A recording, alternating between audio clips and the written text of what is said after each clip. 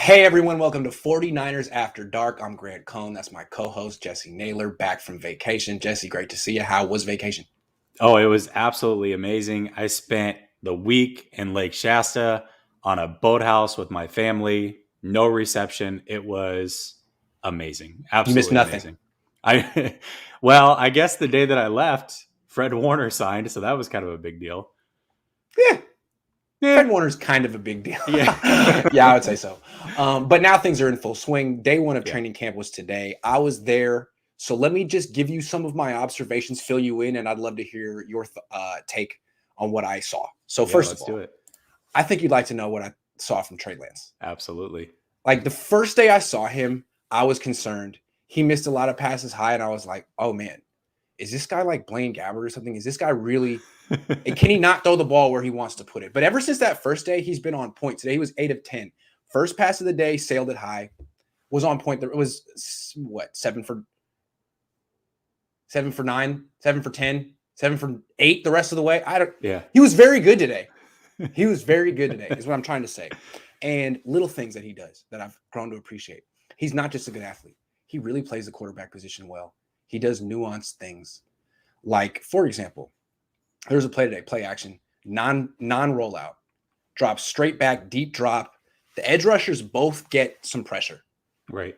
He steps up, climbs the pocket, holds onto the ball just long enough to fire a freaking rocket at Brandon Ayuk for 20 yards over the middle. The other thing about him, he throws the ball hard. The other thing, I feel like he's tightened up his delivery just a little bit. It's very Okay. compact and powerful. Other thing is that when he sees on third down, for example, what D'Amico Ryans likes to do, what Robert Saleh likes to do is blitz and play press man coverage and kind of like dare you to throw a low percentage shot down the field. He's willing. He wants to do it, and he will throw it quick. He doesn't hesitate. He hit Deebo and Kittle deep today, and these are throws that Jimmy Garoppolo doesn't attempt. So nothing against Jimmy. It's just Trey Lance has like, not only does he have A-level talent, he is much more refined as a quarterback than I expected. Yeah, I mean, that again, we talked about it so much during the draft process and getting to know who he was through interviewing different people and just listening to what other people had to say about him. And it doesn't surprise me that as a quarterback, he is so refined, and it's great to hear it. Let me ask you this, because this was a question that Brett Lackey actually asked on Twitter, and I haven't seen anybody give him an Shout out answer. Brett. Love Brett. Love Brett. So he asked, for the people that are there in training camp, is there a noticeable difference in velocity when Trey throws Yes. it versus okay? All right. Are you kidding? Absolutely. Nothing against Jimmy. Yeah. It's just I haven't seen a quarterback throw like this since Kaepernick. Okay. And Kaepernick had astonishing arm strength. This guy has astonishing arm strength, but he does it with a much quicker release. I mean, the whole thing happens fast. You're like what? Yeah. It's a lot of fun to watch. But I've seen that from him. I've experienced his arm strength in person 4 times now. Right. It's tremendous. Okay. I've seen how he rolls out of pockets. He's so fast. I feel like his speed is underrated. No one's catching him. He just explodes out of the pocket, and he throws on the run so effortlessly. Yeah. But seeing him today take that deep drop on a play action pass and instinctively climb the pocket was really good to see, because I think I've seen that from a quarterback on this team in a really long time. So he's not afraid. No. He's not afraid to climb. He doesn't. It doesn't, at least from what I'm hearing from you, it doesn't sound like his first instinct is somebody's not open, I'm going to panic and run. I haven't seen him scramble yet. He will extend plays, no question. He does it all the time. Yeah. But he throws down the field. I haven't seen him scramble yet. So I'm sure he can. But he's more Russell Wilson than Lamar Jackson is what I'm hearing. Oh my God, yes. Absolutely. Okay. And what sticks out to him early on, just day one, I mean, he's going to have bad days. Jimmy's going to have bad days, but he really plays the position. He's not an athlete learning the position. He plays the position.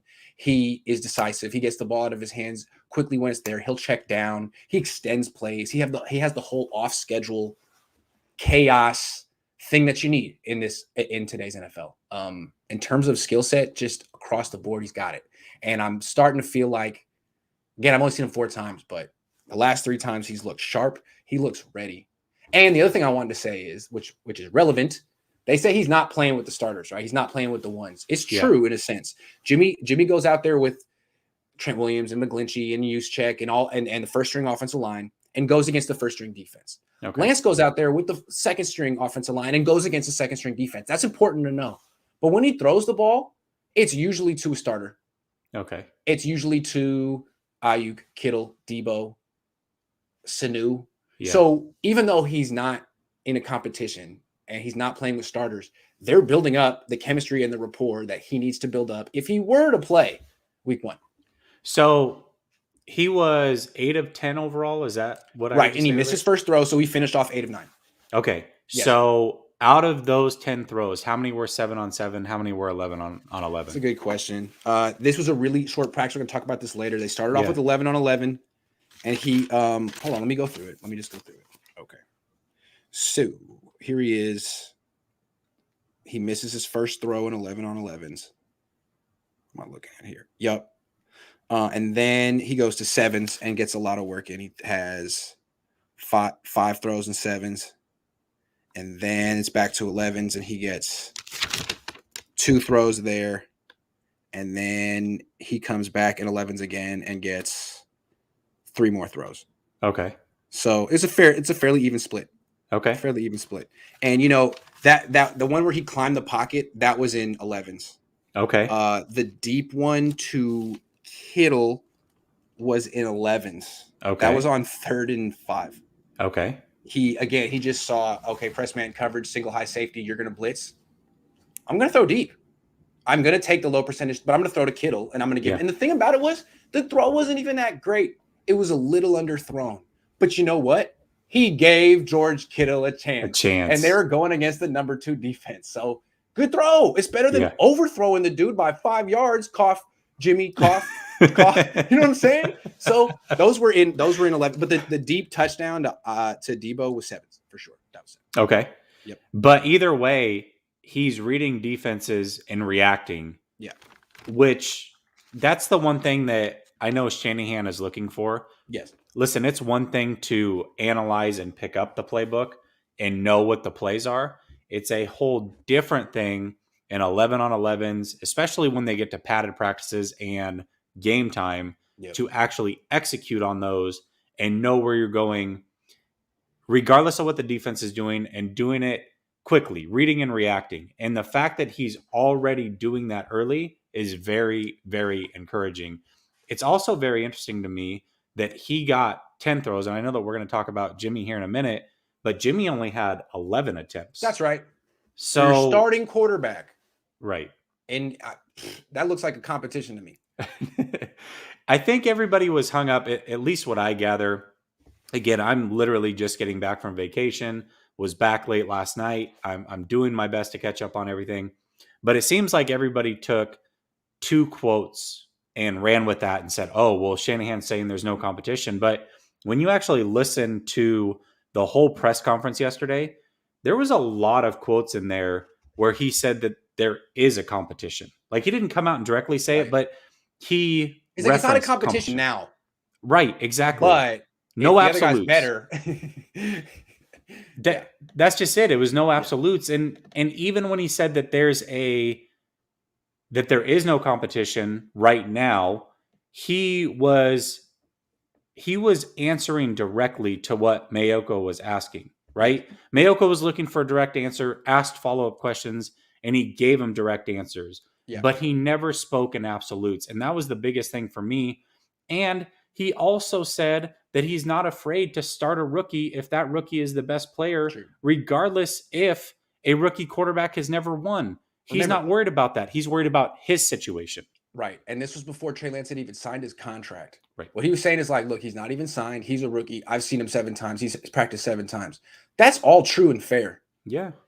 The reality, though, is if Trey Lance continues to play like he played today, he's going to start week 1. I'm not saying he will. It was one day. He's got 11 more of these plus 3 preseason games. Yeah. Go get him, Rook. But if he does, it's his job. He was that good today. That's all I'm saying. So the quarterback competition, it's not a competition.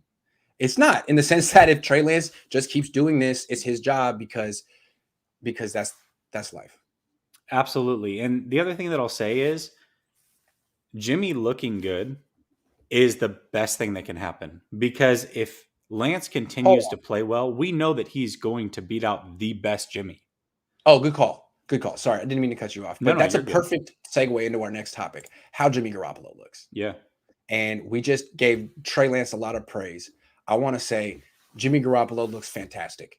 Good. Jimmy, if you're watching, you look terrific today. And it was a pleasure talking to you in the press conference. Jimmy is new Jimmy now. I Yeah. feel like before you could almost hear Bill Belichick editing his answers in press conferences, even when he was on the Niners, or he was really trying to please people or be this kind of bland CEO, corporate type and say nothing. And he realizes that got him nothing in life. It got him $90 million, but now he's getting pushed out the door. And so all of a sudden he he cursed twice. He gave like the Jimmy Ward interview today. I was like, oh my God, Jimmy Garoppolo is a personality there. So I like Jimmy. Hey, good job, Jimmy. I wish you nothing but the best. Honestly, we have said a lot of stuff about Jimmy because he's the quarterback of the Niners, but he really seems like a decent person. I just want to say that. Yeah, absolutely. And He really again, the does. way that he's handled this whole situation, he couldn't have handled it better. He's a Yeah. true professional. He From really what I has can been tell, professional. and a nice guy, from what I can tell. Anyway, he looked terrific today. 9 of 11. Doesn't throw deep, but what he is doing, which is very interesting, is all of a sudden he's making a point to do some off-schedule throws. Hold the ball and roll right. Roll out to your left. He did both. And made really nice throws on the run. And that's something he just didn't do in practices or games the past few years. And I feel like it's the Trey Lance effect. I asked him, like, is playing with Trey Lance bringing out the best in you? And he's like, absolutely not. If you need those kind of outside challenges and forces, like, no, dude, I don't know, because I've watched him and I love Nick Mullins, but Nick Mullins can't compete with Jimmy Garoppolo physically. So Jimmy can just hang in the pocket and make the throws that he can make and still look like the best quarterback on the field. Now, Jimmy can't compete with Trey Lance physically. He can't throw the ball down the field like Lance. He can't move like Lance. And for Jimmy to have a chance to hang in these practices and feel good about himself as a competitor, he has to extend himself and do some of the things that Lance does. And he did today. He used to do them before he hurt his knee. I don't know if he was worried about his knee or he was just playing it conservative, but today he was moving and throwing on the run, and God love him. I don't know if you heard Kyle Juszczyk in his little press conference, but he mentioned that. He even said, if you want to be a good quarterback in today's NFL, you have to be able to do off-schedule stuff. Have to. Yes.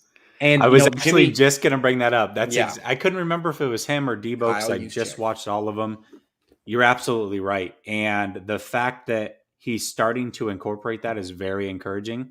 If he does end up being the starter, this is great. I mean, it sounds like we might be getting 2017 Jimmy G from an athletic standpoint, but now he has more prowess being in the offense for 3-4 years now at this point. This could be the best case scenario, regardless of who starts. So the fact that Jimmy looks good, I love it. I also have to say that I said on your show multiple times that if there was an outright competition, that Jimmy would fold. I didn't think a lot of him mentally. I'm wrong on that. And I'll take that. Yeah, good for you, Jimmy. Yeah. Respect. I love it. Yeah, I love great. it too. And the fact that it's just that he knows that he's not the future, and he's taking this and saying, listen, I'm going to play carefree. Yep. And personality-wise, you heard Deebo reference it. You've heard Juszczyk reference it. That and he's a different guy in the huddle. And you heard Shanahan reference it. He dropped an F-bomb in a press conference. I've never heard a player do that. Right. Let alone a quarterback. And not that there's anything wrong with it. I mean, Jimmy Ward did it on my channel. He wouldn't do it there. I'll tell you right now, he wouldn't do it there. No. Not that he's scared. It's just kind of like, it's not done. You know? It's just not done. And Jimmy did it. And he didn't even he wasn't like, oh, sorry about that. He was just like, I thought it was so cool. Yeah. I think he's really cool. I think Jimmy, I think you're cool. I like Jimmy. I love it. I do love the fact that Jimmy is very carefree. He's playing that way. He's acting that way. And ultimately, like I said, regardless of who wins this competition, and don't kid yourself, it's absolutely a competition. Whoever wins this, the team's going to be better because of it. Absolutely, either way. Yeah. And I just like reflecting on what I'm seeing from him, it feels like the same thing that happened to Alex Smith and Patrick Mahomes. Like Alex Smith was always a very talented quarterback. He could Yep. move. He had a strong arm. He could do. He's so smart. He could do everything. But God, he was conservative. Mm-hmm. He wouldn't pull the trigger, and it was maddening. And then the Niners moved on from him for that exact reason. And then he Yep. went to Kansas City and played well. Never did anything in the playoffs. But then finally, when they brought in Mahomes, Alex Smith started pulling the trigger that year. All of a sudden, he's throwing deep to Tyreek Hill. It's like, oh, what is this about? Right. Oh, because you see Patrick Mahomes in practice every day, and you realize these are the kind of things you need to do to hang on this team. And I feel like the same thing Jimmy's saying is like, oh, that's what you want. You want the off schedule. So that's because they say it's just about injuries, but it's not. No. You know, and it's like, oh, so that's what you feel I don't give you. Okay, well, let me see what I can do. And he was rolling left, rolling right. Also, his best play of the day was not rolling either way. It's the kind of stuff he used to do. It was a 3rd and 8, and D'Amico brings the house. It's a all-out blitz, and it's not picked up, and Fred Warner's right in his face, and he just off his back foot, falling away, flicks the ball to Trent Sherfield, running like a whip route to the outside. Sherfield hasn't even come close to finishing his route, and he floats it out there and gets it to him. It was like the anticipation, timing. It was great. That was Jimmy. Jimmy had a really nice day. Yeah, and I know that you said that his best play was not necessarily off schedule, but the fact that he is starting to move, he's starting to throw while he's on the move, and sounds like even some crossbody throws, which is fantastic. Yep. Was he wearing the knee brace today? Not that I could tell. Okay. And it seems like he loves throwing to Ayuk. Yeah. Ayuk, trust him, because Jimmy isn't the most like he has like high completion percentage, but he throws a lot of short passes. His ball placement isn't always super precise. No. And that's why, like, I don't know about the relationship between him and Deebo, like over the middle of the field, but Ayuk really makes some amazing catches. We're gonna talk about that a little later. So they have a good relationship. Yep. I think that's the biggest thing with Jimmy, and a lot of people want to point to stats. Well, look at his completion percentage, 69% in 2019 and yada, yada. It's not about completion percentage. Being an accurate quarterback has really little to do with the actual completion percentage. When most of your throws are near or behind the line of scrimmage, you should have a high completion percentage, but you just said it. It's actually making accurate throws and allowing your receivers to run after getting the ball, right? Yep. And throwing them open. And those are things that Jimmy has not done well. So a guy like Ayuk with long arms and makes amazing catches, it makes a lot of sense that he really does trust him and wants to look his way. Yeah, so today was really best case scenario for the 49ers. Both quarterbacks play well. If Lance plays this well, as I said, he'll be the starter. But if Jimmy Garoppolo plays this well, that's good news too, because the Niners could trade him for, instead of a 6th-round pick, maybe they could get a 1st-round pick. I know they're holding out for a 1st, and it seems ridiculous. They would probably have to send some money back, but that doesn't mean they can't get a 1st-round pick. Jimmy has to keep playing well, but he has this winning record. He has pedigree. He's so likable and professional. I could see one team going for it, not falling for it, because I don't want to call him a fugazi or right, because he might not, he could not be. He certainly has a good resume in this league, and he's playing well right now. This could work out very well for the 49ers, and it seems like really they've been vindicated in how they've handled this thing all offseason. Holding on to Jimmy seems to be the right move for now. Yeah, it absolutely does. And if nothing else, it's so that they can show that Trey, if he does win the starting job, and we're seeing it now with Jimmy playing as well as he is, if he wins the starting job and the team knows that he's the best player, he did it against the best Jimmy Garoppolo possible. And it's something that we've said all along. If Trey is at his best, which I find this funny because Shanahan said the exact opposite yesterday. He said if Jimmy's at his best, no rookie can beat him out. Listen, if Trey's at his best, there's nothing Jimmy can do to beat him out because he just doesn't – he's not playing with the same tools in his bag. Yep. So if Lance beats out the best Jimmy possible, this is a great scenario, even if they end up releasing Jimmy or whatever happens there. So these are all amazing things that I'm hearing. All right. This is an interesting thought that crossed through my mind today. Let's say Jimmy Garoppolo wins this competition, that Trey Lance has some rough days. He's a little inconsistent, and they just say Jimmy's just playing so damn well. Let's Mm-hmm. stick with Jimmy for now. But the thing about Trey Lance is he does some amazing things. Mm-hmm. And even if he loses his competition because Jimmy's doing so well, I think they're not going to be able to keep him off the field. If Jimmy starts week 1, I would expect Trey Lance is going to get at least one series that game. Not a play, a series, meaning first down, second down, third down. And then if he gets the first down again. That's what I'm thinking. Like, break him in as an actual quarterback, not some gadget player. Which means the Niners, if Jimmy wins the quarterback competition, actually might go with a 2-quarterback system, which is always like very taboo in the NFL. Yeah, it absolutely. hasn't worked. People say if you have 2 quarterbacks, you got none. But it seems like the Niners might be in a position where they do it. New Orleans might do it with Taysom Hill and Jameis Winston. New England might do it with Cam Newton and Mac Jones, and Chicago could do it with Andy Dalton and Justin Fields. This might be some type of some trend going around the league. And do you think the Niners might dabble with this if Jimmy stays on the team? Yeah, I mean, honestly, I don't see why you wouldn't. If I think Shanahan realizes exactly what we realize, and regardless of who's the starter week 1 or even the whole season, really, Lance cannot sit for a whole nother year. That is worst case scenario.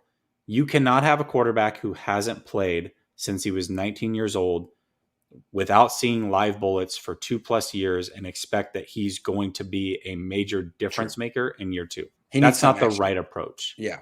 So I think we look at it and say initially, hey, if there's blowout games one way or the other, he can get snaps there. He can get the preseason snaps, what have you. If there's an injury, he comes in. But I think you're right. I think getting him some plays to get him comfortable and ease him into things may be the way to go if Jimmy outright wins this job. And I think you might be onto something as well, saying that the Saints, the Bears, the Patriots, I mean, nobody knew that the Wildcat was coming until it was here. Right, exactly. So the fact that you've got multiple teams with very similar quarterback scenarios, this is something interesting to keep an eye on for sure. Well, we've talked a lot about the trend of the cheaper quarterback in the NFL, that you don't have to spend top of the market prices to get a quarterback. In fact, you really shouldn't, because there's so many ways to get quarterbacks like below market value. So many ways. And I feel like, well, the next logical step in there is like, okay, if we have cheap quarterbacks on our roster, what's to stop us from using 2? Right. A committee. Because same thing like that happened to the running back position. Back in the 80s, you had to have a stud running back that you were paying significant money to. And then they realized, like, no, you don't have to do that. You can use multiple running backs and not pay them that much. I know it's a different position, but it just seems like teams are going to give it a shot. It may not work because people, for all the reasons, maybe that quarterbacks won't get enough reps in practice. And it just seems like it'd be a lot for defensive coordinators to try to prepare to stop. Absolutely it would. And especially when you have teams like you mentioned, the 49ers included, that have quarterbacks that are so opposite from a skill set standpoint. Right. It makes a lot of sense, actually. So it's like if you don't have Patrick Mahomes, you can kind of Frankenstein together the pocket quarterback and the mobile guy. Right. Absolutely. I think this scenario works out only if Jimmy's a starter. If Trey outright wins the job, then it's just his job, and that is. And what's so intriguing about Trey is that he theoretically has the skill set to be the franchise quarterback. He's got everything. Yeah, he's not like he's very athletic, but he's really rough. No, he actually plays the position very well. Yeah. All right. Let's go to the defense. One thing that really stuck out to me today is how bad the defense played. I'm sorry. I mean, it's just one day and they're not in pads, but I'm used to Robert Saleh's defenses dominating. They always do early in camp. And people say, well, defense is always ahead of offense. I've heard that so many times. Not today. I mean, Trey Lance couldn't miss. Jimmy Garoppolo couldn't miss. Raheem Mostert didn't get a ton of carries because they're trying to keep him fresh. His first carry of the practice was a 75-yard touchdown right through the defense. Yeah. So I'm not saying Niner fans be concerned. It's just one day of practice, but just know that happened today. And if it happens again tomorrow and the next day, then we're going to have to start looking at DeMeco Ryans and the roster on this defense. Now, keep in mind, they didn't have Jaquiski Tartt, Emmanuel Mosley, Nick Bosa, D Ford, Javon Kinlaw. That's 5 starters. Keep in mind. Still, I'm curious to see what's going on with this. Now, let me ask you this, though, because I think this is important. So I know they were without a lot of starters. Did the guys that were playing, did they just look unprepared? Or well, it starts here. It starts here. They have no pass rush. Like today, there is no pass rush. Absolutely none. So you got like Jimmy Garoppolo hanging there and be like, oh, I can roll to the right. I can go to the left. Like there was that. Okay. And so that's the first problem. And then you got no Tart, no Moore, no Mosley. You got Tim Harris Jr. in the defensive backfield. That's a problem. But the run game, I mean, to let Mostert just run right through you, like Warner's on the field, Armstead's on the field, Ebicom's on the field. What was that? Jimmy Ward's on the field. It was just one play, but still. I would like to see them play better tomorrow. I think that's tomorrow. Yeah, and if I'm cutting this clip up, Thursday morning is today. It's today you need to play better because the defense should be ahead of the offense, and you shouldn't let a 21-year-old rookie who's coming off a year off dice you up like that. Yeah, that's what I find most interesting. And listen, I love that Trey was able to pick apart the defense and he was able to diagnose plays pre-snap and make very good decisions.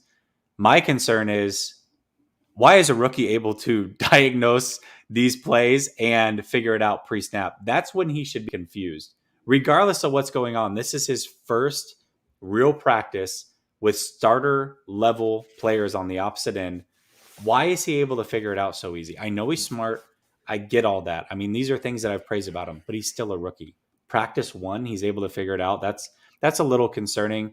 That being said, it seems like this was a trend across the league. If you look at highlights from Mac Jones today, if you look at highlights from Kellen Mond today, basically the defensive lines were standing up, giving a half-ass pass rush, and that was it, right? And basically these quarterbacks are able to sit back there, go from read to read to read, make their progressions, and deliver dimes. So we'll see. They definitely need some. Tim Harris cannot be a starting corner for this team. I don't know what they're going to do. We probably need to talk about cornerback in a minute. Jason Verrett, he's fine. He's good. Verrett, Ward, and Warner are a very good trio. Armstead's okay. Yeah. Ebicom, I think he's the kind of guy who'll look better in like live football, like when there's tackling and stuff. But today he was like rushing against Trent Williams, which means you never saw him. You never saw. I mean, Ebicom, his thing, he's so different than D Ford. D Ford tries to beat you around the edge. Ebicom just bull rushes you. It goes right into your chest. And he's about 250 pounds. He's not big. Mm-hmm. And he's going up against 330-pound Trent Williams. Just like, where'd he go? I lost him. He's gone. Come back. Yeah. So that, I mean, the problem started with the fact that D line wasn't playing that good today against the run or the pass. So probably because they were down 3 starters. Fair enough. But something to monitor, I guess, because Robert Saleh, I don't think it really mattered. He had that defense playing well.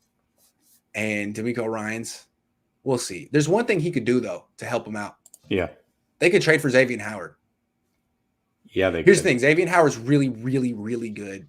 Yeah. And he doesn't want to play for the Dolphins anymore. And I'm sure every team in the league would like to have him. I'm sure the Niners would like to have him. And after getting a look at Tim Harris Jr. today, I mean, what an upgrade he would be over him and Mosley and Ambry Thomas and all those guys. Not to mention the fact that you really don't know what you're going to get from Jason Verrett. So in an ideal world, obviously. Is it something that can actually do? Yeah. Okay. Yeah, they can. Real quick, I do want to address Jeremy's comment because he paid $5 to say it. Listen, you paid $5. I know you get more characters than that. Just be a little bit more specific. You sound very Kyle Shanahan right now. He's our starter for how long? That's it. That's a lot of dots at the end. You could have filled that in with some letters. He's the starting quarterback for now. Right now, exactly. Right now. Yeah. Yeah, that's exactly it. So, as far as Xavien Howard, Should they trade for him? Of course they should trade for him. Can they realistically trade for him? Yeah, they can. And here's how they can do it. So Howard right now is owed a roughly $12 million to a team that he gets traded to. I know the Niners, after signing Lance, only have about $10 million. Now, whoever he goes to, there's going to be an immediate restructure. So it is possible that they technically could trade for him and still keep Jimmy G. But we know for a fact, if you get rid of Jimmy G, it becomes even more feasible and a guarantee that you can afford him, because you go from the salary cap situation you're in now to the most cap room in the league. So that's number one. Number two, what will he get in the trade market? Well, you've got a few things that are at play here. One is, it is not the ideal time for a player to come out and say, I want out, because you're right before training camp. Draft has already happened. Free agency's already happened. You're not going to get the most from the team that is willing to trade with you. So with that being said, and by the way, anytime a player comes out and puts it on Instagram that they want out, that's also never a good thing. So the guy that I look at that most resembles the Xavien Howard situation is Darius Slay. Mm-hmm. It was around 16 months ago that Darius Slay was traded, coming off of 3 Pro Bowl years, back to back to back, including a year that he was a first-team All-Pro, and he got traded to the Eagles for a 3rd and a 5th. Wow. So that tells me that Xavien Howard, who is coming off of 2 Pro Bowl years, 2 out of the last 3 years. He's expensive and wants a new contract. Expensive, wants a new contract. He's 1 year younger than what Slay was at that time. Okay. I would say he's worth a 2nd and a 4th. And the 49ers absolutely can afford to do that. And they should do it, because at this point, you're all in. And there is no better situation than now, knowing that Jimmy, whether it's this year, next year, what have you, is not going to be on this roster. The salary cap's going to go up. Lance is extremely cheap. The time is now to go all in. And getting a guy like Xavien Howard, to me, takes this Super Bowl window and blows it wide open, this year included. And right now, if you ask me, is this team Super Bowl ready or Super Bowl bound? No. But you add a player like Xavien Howard, yes. It is an instant yes. You've got to try to kick the tires on this. And if you can make it happen for a 2nd and 4th, you absolutely do that, period. Yeah, he's one of the best corners in the league. He's the kind of guy who could do a good job against DK Metcalf. I don't know if they face each other in the past and what's happened, but I just feel like he could hold his own. Yeah. And I can't say that about anyone else on the Niners. So when you talk about the Niners and what they could do next year, they got to face Seattle twice. And who's to say DK Metcalf won't go for like 400 yards and 5 touchdowns in 2 games? I don't know, because I know Emmanuel Mosley can't cover him. Right. And I know Tim Harris Jr. can't cover anybody. So it seems like, yeah, if it's only a 2nd and a 4th, my only question is, can they figure it out financially? But yeah, I mean, if you extend a guy, give him a signing bonus, you can always make his salary cap number that year pretty minuscule. You can work it out. You can get creative. And, you know, Jimmy Garoppolo isn't going to be on this team forever. So, yeah, it seems like these are the kind of moves you can make with a quarterback on a rookie deal. Bring in Xavien Howard? Sure. Why? I mean, honestly, the Dolphins can afford him. He just doesn't want to be there. Mm-hmm. Yeah. So, at this point, the relationship is scarred, right? So the other thing that we have to look at is, okay, is it ideal to go into the draft next year without your 1st and 2nd rounders? Absolutely not. But if you were going to spend a 2nd round pick, which they most likely are, on a corner anyways, because chances are Verrett's not going to be on this team. Mosley may not be on this team because the way that his contract is worked up, and K1's probably not going to be on this team. You're going to probably have to draft a corner and do it early. So if you're going to spend a 2nd rounder on a corner that's unknown, why not go out and get a top 5 to 7 corner in this league right now, who's proven, who you can guarantee will be on the team, and has already been a first-team All-Pro as recently as last year? That's a no-brainer. Waruna says, is Jimmy better than Kirk now? I had Jesse wasting hard-earned money is my weakness. At least it goes to Grant. Thank you for the $5. I really appreciate it. Is Jimmy better than Kirk now? No. Here's the thing about Jimmy. He had a great practice. He can't play tackle football without getting hurt. I'm sorry, Jimmy. Burden of proof's on you. Kirk Cousins can. Kirk Cousins absolutely can play tackle football without Mhm. getting hurt. Jimmy, the reason this is all good is the Niners need to trade Jimmy before something happens to him again, meaning injury. So if he can do great in practice, that's just fabulous. If he can boost his trade value in practice, that is just the greatest thing that could ever happen. So no, he's not better than Kirk Cousins. I'm sorry. And from a skill set standpoint, I know that you're Kirk can joking throw with down the Bruin it, field. but yeah, Kirk's a better player, period. I mean, you're talking about a guy with a 3.5 to 1 TD to INT ratio over the last few years with completing like 67%. And he's proven it for multiple years, and he doesn't dink and dunk. He actually can move the ball down the field. Yeah, Kirk's a pretty good, not only a pretty good player, but a very underrated player in this league. Who do you think Kyle Shanahan would pick? Kirk Cousins, no question. Levy says, y'all see what Jamal Adams is doing in Seattle. Howard will do the same if we trade for him. He will have the leverage. He won't. He won't have the leverage, and I'll tell you why it's different. So the difference is Jamal Adams was an impending free agent. Okay. They decided not to extend him at the point they traded for him. That's why they're in the situation they're in now. Howard is already doing what Jamal Adams is doing, but he's doing it on his current team. So whoever trades for him, they know that a deal has to be in place prior to that trade happening. So if they trade for him, you know that they're also going to announce a new deal, and Howard will be very happy with that deal because he just signed it. Chris says it really benefits all parties to start Jimmy game one, get him some play time, and if he plays well, we trade him before the deadline unless he gets hurt. That's it. That's exactly it. And you have to start the better quarterback regardless. Okay. Yeah. People have been saying, well, you can't start Lance just because he's the rookie and they spent so much on him. Well, you also can't start Jimmy just because he makes a lot of money and is a veteran. And the best quarterback has to start. Yeah.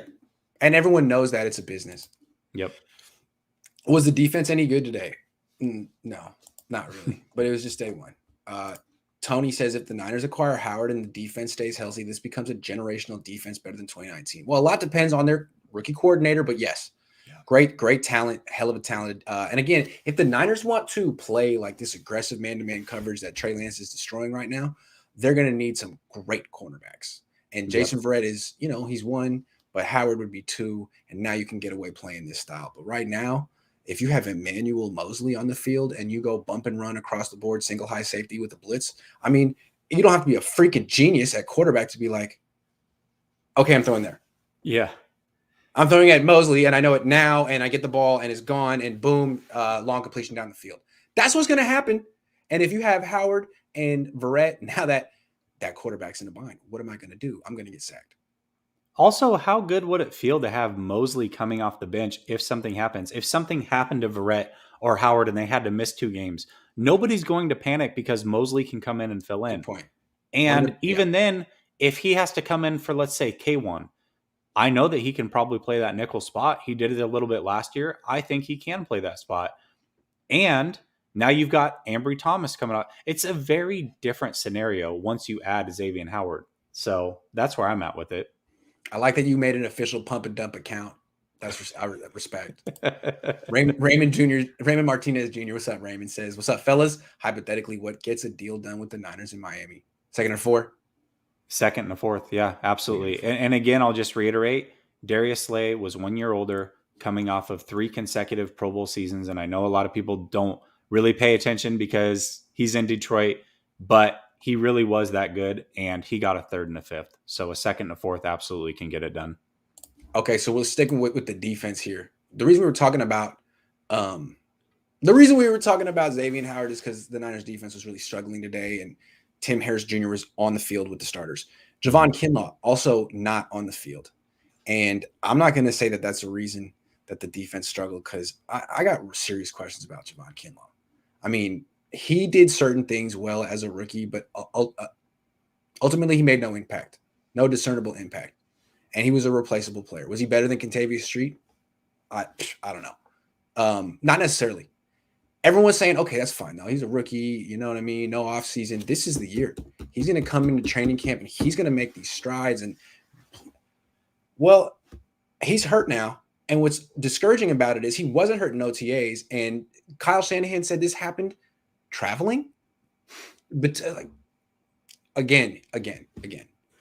The reason I always thought this was ridiculous is because he's replacing DeForest Buckner, who's not just a great player, but he's like the most professional young man I've ever seen in my life. Yeah. And the first time I saw Xavien Kinlaw, when he had that very funny press Zoom call after he got drafted, I was like, you're not, I'm sorry, dude. You're just not as professional as the guy you're replacing. And you have a knee issue now. Doesn't seem like he's managing it the best he can. He's already had a procedure and he re-injured it traveling. I'm sorry. DeForest Buckner doesn't have problems like that. And it's very discouraging that this is happening. It's in a way the biggest news of today. Okay, I want to be very clear because when you hear there's knee arthritis, you don't necessarily know what that means. And Fair. Being somebody that has knee arthritis myself, I've looked a lot into exactly what it means. And essentially, it means that the cartilage, your meniscus, is wearing away. Okay. It's tearing, it's fraying, and you're getting closer and closer to being bone on bone. Right. Okay. So whenever they say, hey, he had a quick procedure to go in and clean things up and scope it up. Yes, the procedure itself is not invasive. However, what they're doing is they're cleaning up some of the frays and the tears in that area, which means they are removing more and more of that cartilage. And over time, you're eventually going to be bone on bone. And if you're bone on bone as a professional athlete, you are not going to be a professional athlete anymore. Right. So that is what's happening. At that point, you retire. Right. So that's what's happening to Xavien Kinlaw. Oof. At this point, it's unfortunate to say, but knowing that he started with that coming out of college as an issue already, it's so young, I would be shocked if he makes it to contract 2. And that's just being real. But at the same time, there's 2 things to be very positive about. If he can play very well up to that point before he's no longer in the league, potentially, then that's a win. It wasn't just Buckner for Kinlaw. And I know that we want to make that comparison, but it was Buckner for Armstead, Ward, and Kinlaw. That was the trade-off, okay? And knowing that they are in a situation now with Trey Lance being on that rookie contract means Buckner. That they no longer have to make those tough decisions money-wise for the next 4 or 5 years, and everybody that performs, they can pay. So those are the good things about, what we're talking about here. You're right. What do we think the Niners are going to do with Sherman? Help him behind the scenes, but I don't think they're going to employ him. Yeah, I mean, that's a pretty loaded question. I guess just from a personal standpoint, they want to be there for him. They've reached out to him. They've said that. The mental health issue came up today, actually, with Juszczyk, and he talked about how the team takes it very seriously and how the players take it more seriously. And it's a part of an everyday conversation when it wasn't necessarily a thing a few years ago. So that's a good thing. Did you catch my little Buckner whisper in there? I did. The trade-off. Yeah. No, I'll take Buckner. And I love Jimmy Ward, but damn, Buckner's so good. Okay. Nick Bosa looks leaner. This was, everyone kind of noticed it like the last couple of years. He was so freaking huge at the combine. And then he was even bigger last year. And it was like, every running back now has these crazy, like almost look like Photoshop legs. Dude, but so Nick Bosa had that first. Yeah. And I was like, man, like, how is this functional at all? And it's like, I guess it was very impressive, but I always thought it was concerning. And I felt like he had maxed out his body to a dangerous level, and things are, because you can make your muscles stronger, but your ligaments never really get stronger. Right. And he's had ligament issues. So it makes sense to like take some G forces off, take some pressure off of him and lean up. He doesn't need to be 270 pounds.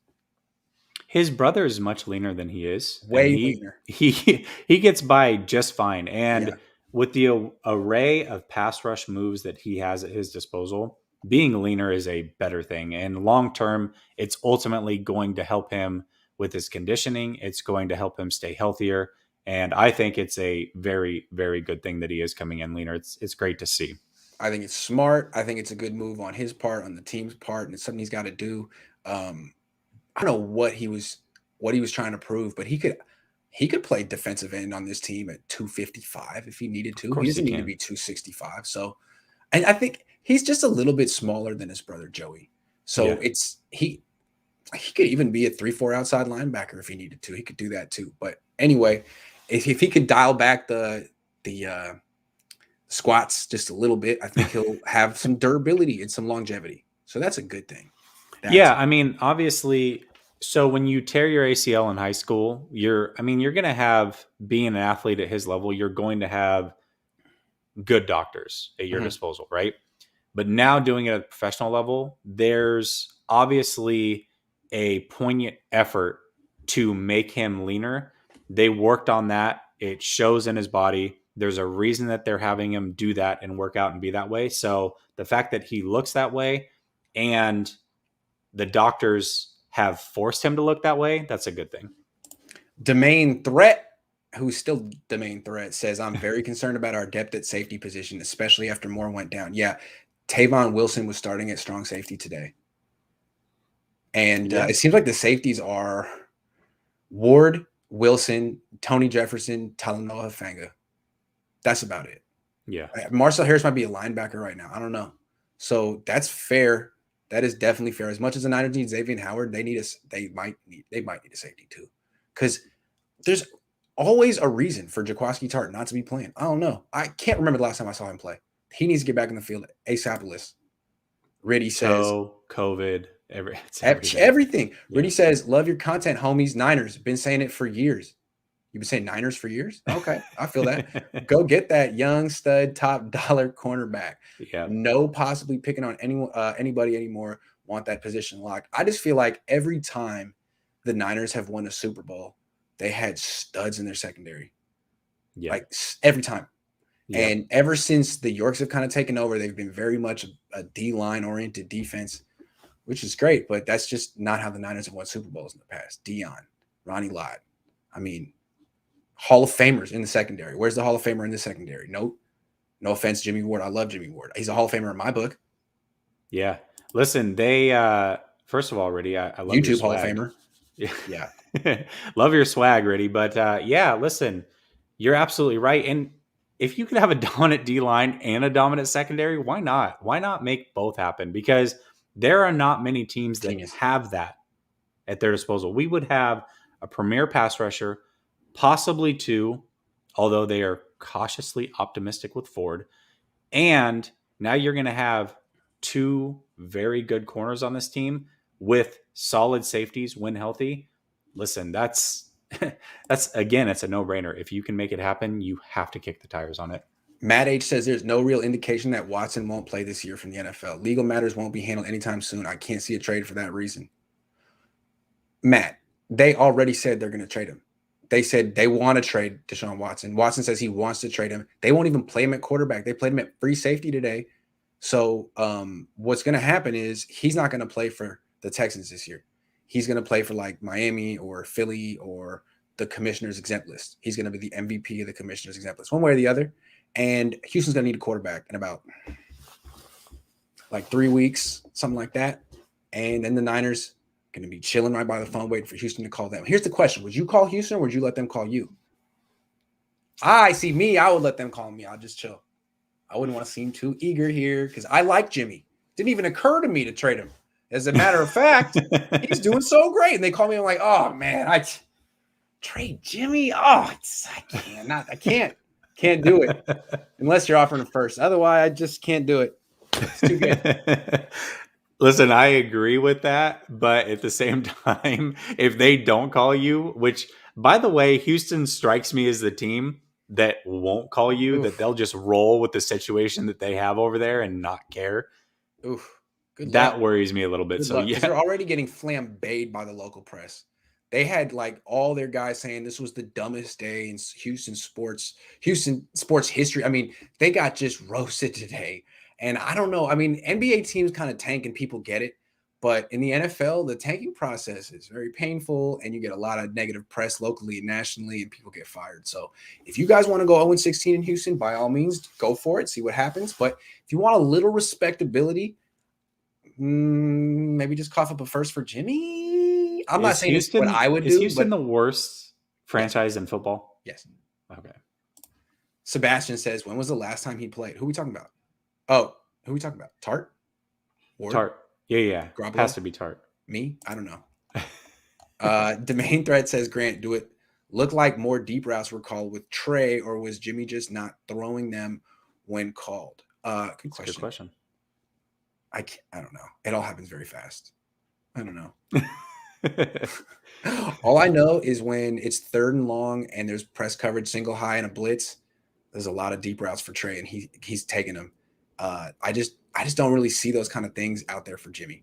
I don't know. Yeah, I just feel absolutely. like Kyle knows who he is at this point. Jimmy knows who he is at this point. They're not messing around. They're not even practicing it. They used to like, oh yeah, he connected deep with Richie James and he's working on. No, it's not his game.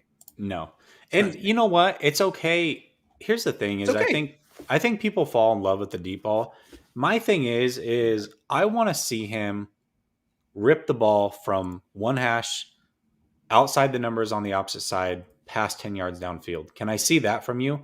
I think velocity over trajectory all day, any day. And Trey Lance has no issue ripping it from college hash mark, which again, hash marks are much further apart, to outside the numbers past 10 yards. He can do that in his sleep it's so easy. All day long. And He's Jimmy so cannot and will not ever be able to do that. Period. He's a finesse quarterback. Remember that from Swingers? They're a finesse team, bro. He's a finesse quarterback. I'm sorry. He's got that little flick off his back foot. He's good. It looks good. Yeah, looks cool. I give him a strong golf clap from time to time. Like when he makes a play, I'm like, oh.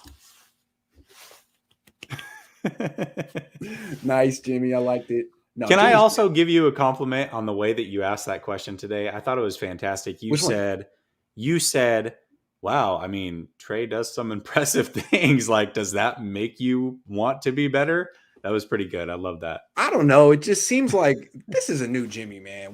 I haven't seen this side of him in practice, and he's just like, no, of course not. You don't want outside forces making it. Okay, well, okay. I guess that's the right answer. It seems like when he's been going, we talked about it earlier. When you go against CJ and Nick Mullins and you know you're the best athlete in your room, you don't really have to extend yourself. Now you know you're getting replaced by a guy who is just so much more gifted than you. Like, he's a competitor, and instead of just giving up, he's like, all right, well, let me see what I can do in the off-schedule game. And he looked pretty nice today. He's not going to throw deep, though. Let's not get crazy. I think one thing that I wish I could get more from Jimmy from a verbiage and a body language standpoint, because I tried to pick up on that. Like, okay, is he answering this question a little bit different compared to the others? He does the same thing with every question. And he looks away, and then he answers it kind of non-confidently, and he looks away, and he does that no matter what. So I couldn't get a read on if that question made him uncomfortable. But I've got to imagine if that was me, it'd make me a little bit uncomfortable. It was an awkward press conference. Like, there's moments where someone asks the questions like, so you know that Trey's going to take your job eventually. Like, and then, like it's an awkward moment when your instinct is to like look away and don't look at Garoppolo. But like, I'm a reporter. I need to be looking at him, and I need to be studying his reaction even closer in those moments. But I feel myself looking away and being like, no. I'm like, oh, he's really awkward. And I feel bad for him. The main threat says in college it looked like Trey wasn't using his lower half properly on deeper throws. Has Trey cleaned this up since OTAs? I mean, he's hit all the deep throws he's attempted so far, so I haven't slowed it down and looked at it, but so far so good.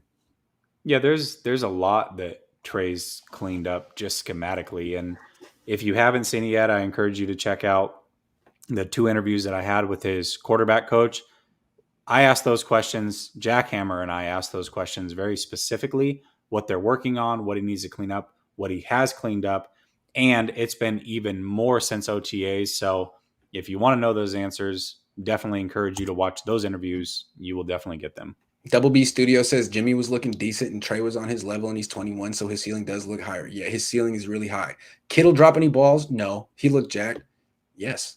No one dropped any ball. I mean, Jimmy and Trey Lance were a combined 17 of what? 21? 21. It's a good day. Good day for the offense. Yeah, I'd say so. All right, speaking of players who look leaner, Deebo Samuel. Mm-hmm. Deebo Samuel, first time I saw him, I was so surprised. I was like, man, this guy looks just like a running back. He's like 5'11, 215. He's got the biggest butt I've ever seen from a wide receiver. It's like, wow, this guy is thick. How is he gonna run? And he's very fast to his credit. Like, I never could see a guy that thick running that fast. But when you're that thick and you are that explosive, you pull things. And he's been pulling things. So two things. He's lost some weight, it seems to me, Mm-hmm. and he's doing yoga now, so he's much more limber. And so he hasn't gotten hurt this offseason, and he looks really good. He looks really freaking good. And today was all about Ayuk because he caught 5 passes. And, okay, that doesn't mean he's better than Deebo. Like, Kittle only caught 2 passes, too. Right. A lot of the way you get the ball to Deebo and Kittle you don't really need to practice. They're like shovel passes and 3-yard passes, and it doesn't do anyone any good. But that's a huge part of the Niners offense. And what's cool is Deebo was using a new way today. He caught a 70-yard bomb for a touchdown down the left sideline. And I think we're going to see that part of his game when Lance is the quarterback, because he's really, really fast. And he's going to look even faster this year now that he's lost a little weight. Yeah, absolutely. First of all, let me say thank you for making me a part of a clip that will forever live in Twitter infamy, because somebody's going to take that just like they did the last time you said it and forever use it. So thank you for saying that he's thick and whatever else you said. But yeah, I just wanted to be descriptive and visual. For sure. We got it. But yes, he even talked about it. He's doing yoga. He's working out at Brandon Marshall's gym, doing hot yoga, specifically focusing on his lower extremities twice a week. That's fantastic, because that tells us that he's very acutely aware of the problems he's had with hamstring issues and whatnot, and he's willing to go all in to fix them. By the way, that's not just Deebo. We're hearing a lot of players being extremely aware of what their issues have been in the past, from Mike McGlinchey gaining weight, Jimmy Garoppolo being more mobile. There's a lot that this team is doing to just improve overall. So a lot of great things coming out of just a 75-minute practice, you said. 75. So for a little practice, there's a lot of great things that are coming out of this. But yes, Deebo, by the way, can run deep routes. Mm-hmm. He did it multiple times as a rookie, but when you have a quarterback that cannot feed you, there's no point in running them. You have to get the ball somehow. And he is extremely talented in taking what is a shovel pass and turning it into massive yards, because he is built like a running back. He's not afraid to get dirty, and he's not afraid to lay the lumber himself. So, yeah, I think Deebo is a very good receiver and can show a lot more depending on who's throwing the ball. Yeah, and like, why did the light bulb go off so suddenly for him? What's going on? Is it just that it's year 3 as possible? I get the feeling that this offseason, when the Niners were thinking about trading for Deshaun Watson, we all knew, like, the Niners didn't have enough first-round picks. They were going to probably have to throw a player in there too. And it was like, was it going to be Nick Bosa, Fred Warner? Probably not, man. If they were going to throw a player in that deal, it was probably going to be Deebo. Yep. And I think he probably got it. I think everyone got it. And I think the reason it was going to be Deebo is I feel the Niners felt they questioned his work ethic and professionalism. I mean, he just didn't come into the season in shape last year. Now, he broke his foot. But I feel like what they felt was he broke his foot and stopped working out. Now, it's hard you can't run with a broken foot, but I've seen those little machines where you can kind of do the thing with your – yeah. There are things you can swim. Sure. It seemed like he broke his foot, gained weight, and then pulled his hamstring 8,000 times. So if that's who he's going to be, you can't commit yourself to him. And I feel like he got the picture. He realized that the Niners have major concerns, and he's trying to show that that's not who he is. And so far, so good. Well, I think a couple things. One, we know that he definitely listens to what you have to say, because he literally made an Instagram motivational video this offseason of all the bad things you said about him. So you said it multiple times. I would throw Deebo in for Deshaun Watson. You had weeks upon weeks of shows just like that. So He heard it. He absolutely heard it. And whether it was real or it wasn't, he's using it as motivation. I guarantee it. And What was the other thing I was going to say? I just That's completely okay. I lost just want my to say train of real thought. quick, like everyone's talking about Trey Lance, Jimmy Garoppolo, Ayuk. Just know that Deebo Samuel looks the best I've seen him, and he could have a monster year. A Thank you. monster year. You That's all I want to triggered say. exactly what I was Yeah, thinking of. Let's not forget that Deebo was a round 2 pick. What does that yeah. mean? He does not get the option for a 5th year. So that means if he's going to get paid, he has to do it in year 3. This is year 3. After this year, he'll be looking to get paid because he's entering the final year of his contract. And you cannot look to get paid the money he's going to want unless he performs at an extremely high level. And he knows that as well. So far, so good. He really Yeah. is. I don't think people are talking about that very much, and it's relevant because at times he's their best player. Yeah, He's absolutely. This played. offense doesn't tick without him. I thought he was their best offensive player in the Super Bowl. Yep. Yeah. And I like Brandon Ayuk a lot, but he hasn't done anything in games that matter. I'm not saying he won't, but Deebo is legit, and we're going to see the best from him, I think. Domain says, okay, enough about the quarterbacks. How's that number 3 receiver and number 2 tight end comps coming along? There's no competition at number 2 tight end. Dwelly gets the first team reps. Pruitt and Warner get the second team reps. That's just how it is for now.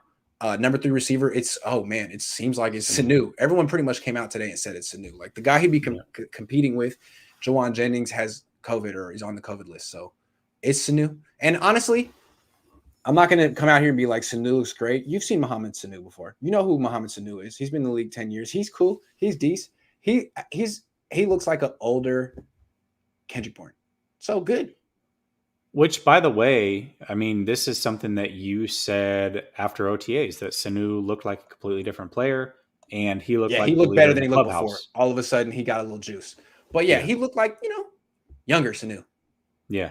Younger so Sanu. The fact that you said it already, then he's done nothing but look fantastic in the limited things that we've seen from him. Working out with Trey Lance, you saw Des Bryant and him have an interaction on social media where Des Bryant says, man, you're looking really good. Yep. Sanu responded with, I've got something special I'm cooking up for this year. So, yeah, Sanu's a veteran. Shanahan's comfortable with him. He's a big body player. 600 yards, 3 touchdowns, baby. Let's go. No, he is going to be a crucial member of this offense, I think. He's a third down. They're going to go to him. But also, the need for a possession receiver, Ayuk has got that. He made some crazy catches today.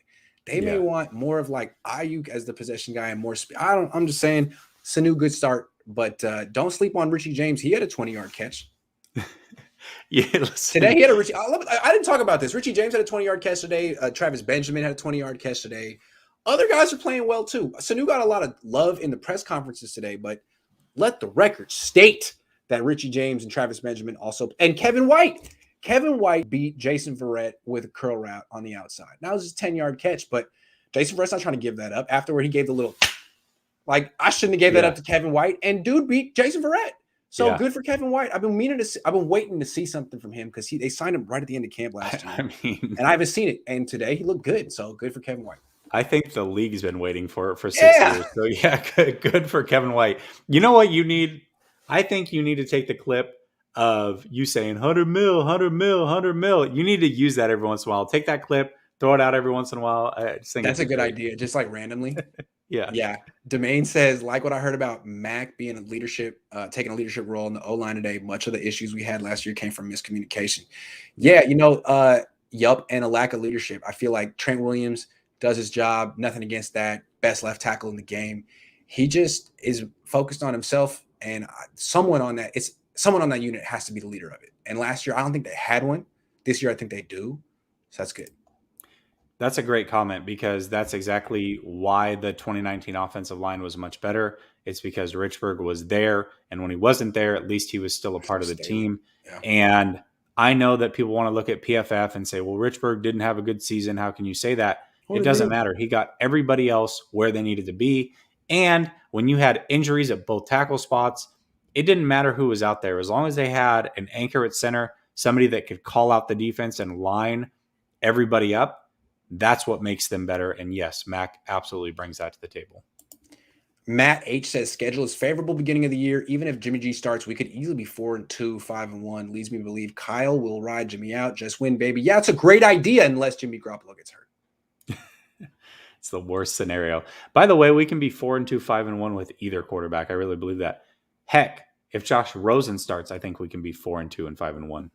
That's just being real. I feel like what we're doing here with the Trey Lance, Jimmy Garoppolo thing, I've only played craps a couple of times, but it's like playing craps. All right, you got a lot of chips on the table, and you're hedging your bets. You got some over here, you got some over there, and you really feel like you got this until you freaking crap out. And the only way the Niners are going to crap out is if Jimmy gets hurt. Right. So just know when to hold them, know when to fold them. I'm mixing my metaphors here, but you know what I'm saying. Ominous 24 says, when was the last time the Niners had a quarterback with a strong arm? I think Colin's team has had a finesse quarterback since the 80s. New territory for us. That's true. Even Steve Young didn't have the super strong arm. Have you ever seen that clip of Brett Favre making fun of Steve Young's arm strength? They used to do those skills competitions at the I Pro remember Bowl. those. Those were so cool, by the way. They were, to see how far you could throw them. And Brett Favre could throw like 75 yards. And Steve Young, he was like, he took a flight. I think he had just taken the bar. So he takes a flight in. And he walks right off the private plane onto the field and throws the ball like 45 yards and it tails off to the left. And Brett Favre was making fun of him to his face. And Steve Young's like, man, I hate you, but you're the MVP and I guess I have to take it. Yeah, that was interesting. So yeah, it's true. Good point. Steve Young was Drew Brees with wheels. That's what he was. Hell yeah. That was my hot take when Drew Brees retired. Steve Young was better.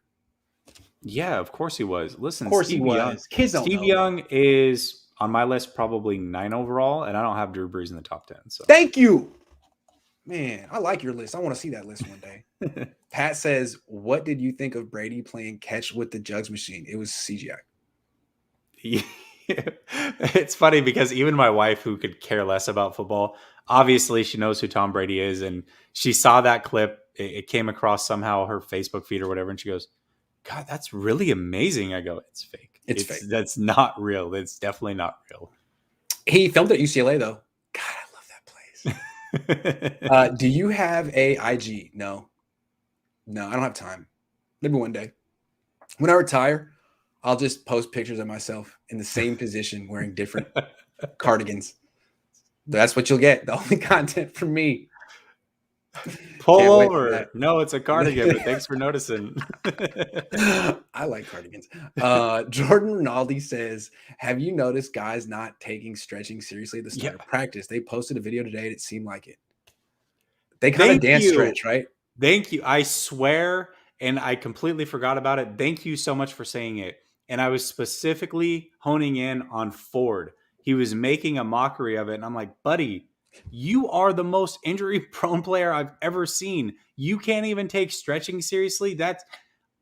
It may not be that big of a deal, but I actually looked into that and thought it was a pretty big issue. Let me confess something. I don't watch stretching. I just look away. It's boring, but it's because I've been there for 11 years and I tune things out, and I shouldn't. So thank you for bringing up the mundane. I will look at that. In fact, I'll take a video of it tomorrow and post it, and we can decide too if they're being if they're taking it seriously and getting the most out of it. Because if they're not, that's part of the problem. We all agree that there's like many facets to this injury problem. Of course, yeah. Identifying all of them has been a problem, but this might be one of them. So good job, Jordan.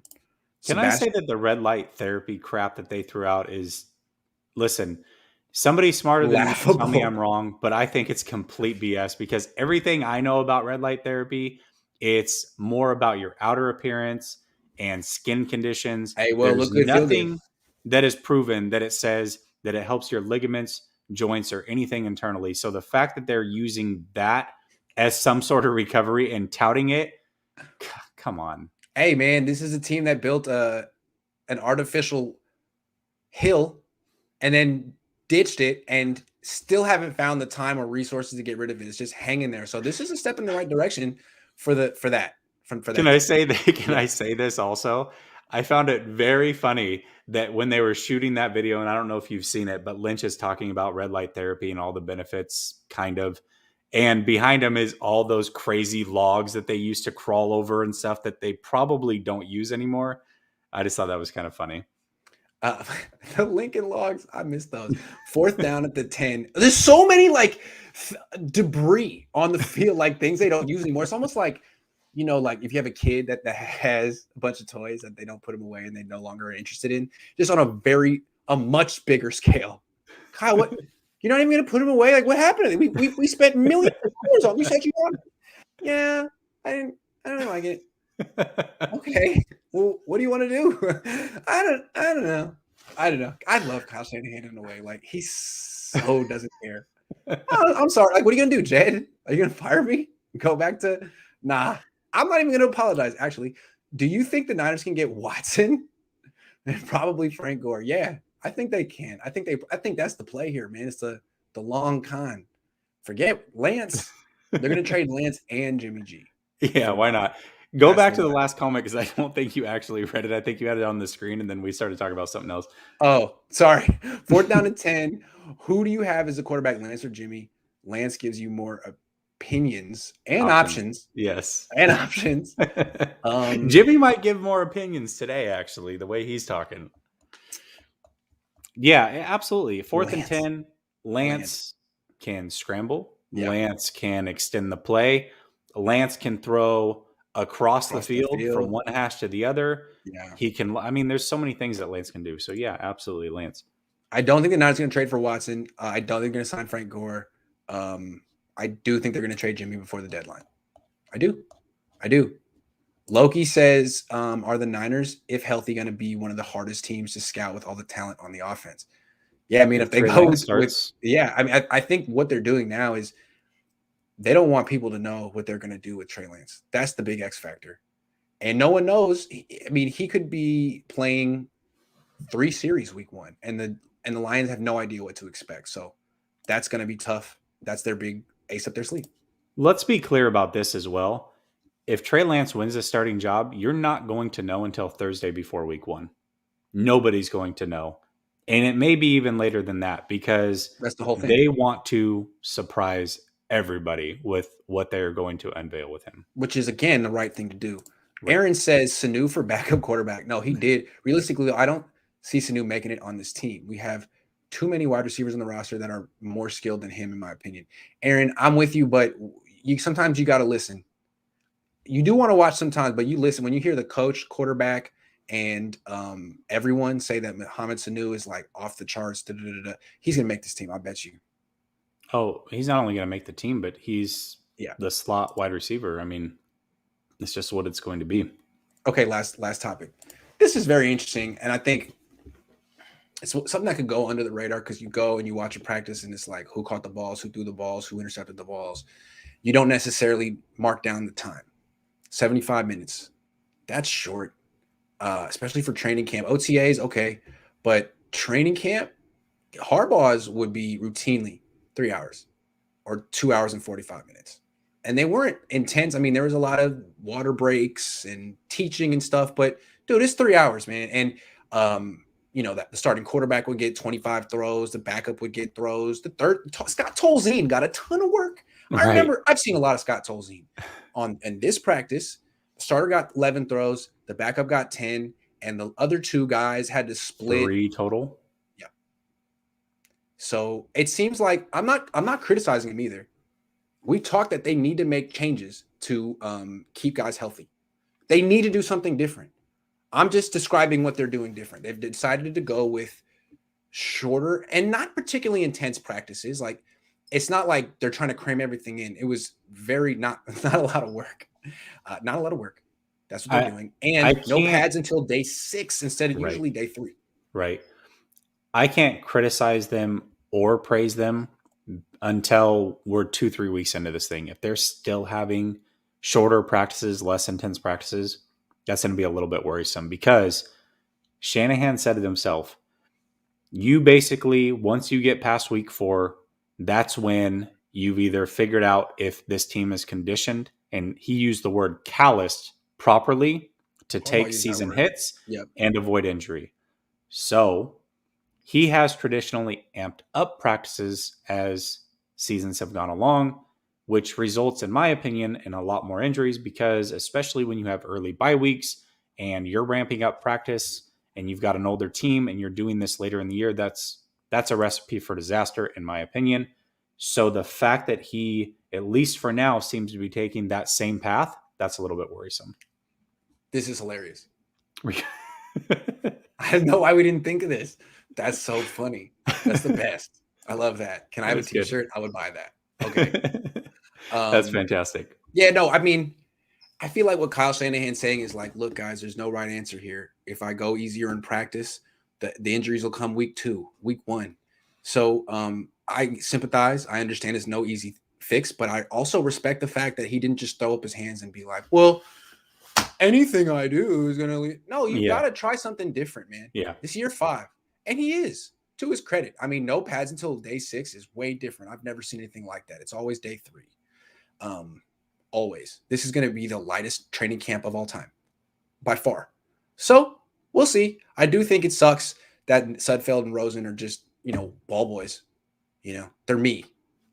It's like if I got, basically they're glorified versions of me. That sucks. But other than that, Shanahan's getting more throws in practice than they are, guaranteed. It's true. That was so funny. Did you actually hit that on the first try? Was that? And then he said yes, and my follow-up was, "Are you really?" Yeah. I was just gonna keep saying really. That was gonna be like 8 follow-ups. Really, but he was so happy to talk about that. I love that. You see, he lit up over that. He's like, I think he lit up too because it came from you. Listen, this is your kind of way to sneak in there, Grant. I think you might be onto something. I don't think he dislikes me. Here's my reading of Kyle, because I'm not 5. You're 5. I think he's basically a pretty laid back dude, and I think me and him could have a lot of fun together. I'm sure we could have a lot of fun together over a couple beers. Yeah. I also feel like, unlike Jimmy Ward or John Lynch, he can't take criticism, and he gets what I like to call the red ass. Mm-hmm. Baseball players get it a lot. Have you heard the expression? I have, yes. You get the red ass. And he's just, not that he hates me, but he's just like, you're wrong and you piss me off. But it's not like I hate you and die. It's just like, you're wrong and you piss me off. And I'm not going to accept that criticism. Whereas someone like John Lynch or Jimmy Ward just lets it roll off their back. Yeah. Like, you're wrong and I don't care and I'm confident in myself. So that's Kyle. He just gets the red ass. And you know what? A lot of good people do. It's nothing wrong with that. So that's the way. Probably a good thing he's not on social media. Yes, because he'd be the kind of guy being like, he'd be very Kevin Durant, I'm sure. Certainly. Just make sure we didn't miss anything. Oh yeah, Grant, Hurd looks like a wide receiver, too small for tight end. Your thoughts? Great reports today. Still, you enjoy your stick on slow news. My shtick. I don't have a shtick. My shtick. I didn't really look at Hurd today, man. I'm going to look at Hurd when he gets on the field and does something. No, I'm going to film him tomorrow. But I got a conundrum right now. I like to not just focus on quarterbacks, but it's a quarterback competition. Of course. I can't not. So I'll find a way to sneak some shots at Jalen Hurd. But I got like 10,000 views on a quarterback throwing warm-up video today. So I think I made the right call for today. I agree with that. And it might be a good idea to slip a kid $20 to let him record some things for you because you're only one person. So highly recommend that. My wife does that too. She's very smart. Instead of saying but, she will say and I always appreciate that because it like softens the blow. You know what I mean? Yeah, absolutely. I like that. She does that so much. I'm like, thanks, babe. He's right though. Hurd does look very slender. That was definitely something I noticed. Especially his lower extremities, his legs look very, very skinny. So no, this whole definitely not a tight end thing. It's just because Matt Barrows asked a question about it. He didn't say it was going to happen. He was curious, and some people talked, but that's not happening. He's a wide receiver. Did you hear what happened to Kelvin Benjamin today? Completely off topic, but did you hear about this? Is he a tight end now? Yeah. Oh, okay. For the Giants, he got cut, and he was cut. So I don't know if this is a sad thing or a funny thing just because he does eat a lot. He obviously gained a lot of weight, but he was cut because he was stealing food and saving it and bringing it home. They cut him for that. Yeah. What? Yes. Like, so I don't know if it's like a super sad thing, like he can't afford anything. Harbaugh used to tell his players, be like, dude, take a steak home. Yeah. He used to say that. I love it. Yeah. Take a steak home. He did that and got cut? Yeah, that's the craziest thing to be cut. Yeah, that's what they said. That's what he was cut for. For stealing food or for being fat? For taking food and bringing it. That's what I heard. I read it very briefly, so who knows? I don't know if it's because people are saying that it's a fake article. Okay. Is it? Okay, could be. Okay, fair enough. That's a funny article though. I like it. Good work. Listen, the thing is that I'm just getting back from vacation, so I'm just quickly reading through as much. It's a good troll. It's a great troll. Fantastic troll. I love it. I liked it. A+. All right, man. Well, it's getting dark outside, which means it's time for 49ers After Dark to end. I don't know. It was a long day, and I was in the sun for a lot of it, so I'm not really sure what I said today, but we're going to do it again tomorrow. It's going to be a lot of fun. Jesse, thanks for the show. It was a hell of a show. Absolutely. I look forward to it. This is the best time of year. We actually have things that we can talk about. We don't have to overanalyze every little thing. And by the way, if you have not subscribed to Grant and you think that he's not optimistic enough, he's not a quote unquote 49er fan, this is a show. He was very, very positive, I gotta say. Tamaki 44 says, felt like I was getting a massage with that QB vid. Okay, here's the story real quick. So I put out the video of them throwing, and I put some like real serene music behind it. I can't use the music at practice because they play like top 40 hits, and then I would get demonetized. So I have to put some YouTube generic stuff, and they don't have a lot of options at 7 minutes. Yeah. It was a 7-minute video, so I just picked whatever. But yeah, I deserve that. JJ Watt just got hurt. Is that true? I don't know.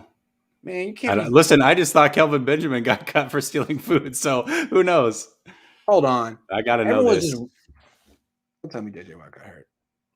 No, I don't think so. I think you know what? Now it's time to end the show. You guys are getting crazy. We're targets here. We're targets. Thank you very much for all your contributions. It was a great show. Jesse, thank you very much. I'll be back tomorrow. See you tomorrow. Good night.